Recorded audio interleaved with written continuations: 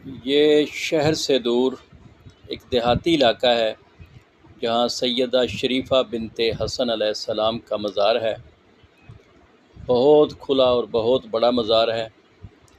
ये देखें, ये मज़ार के बाहर का अहाता जहाँ से लोगों की आमद होती है।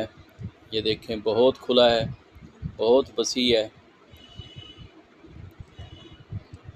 बहुत बड़ी जगह कवर की हुई है। वो सामने मज़ार नज़र आ रहा है।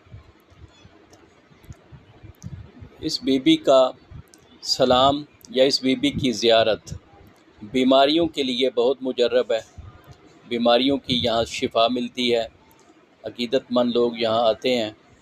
ये बीबी के रोज़ा का बैरूनी दरवाज़ा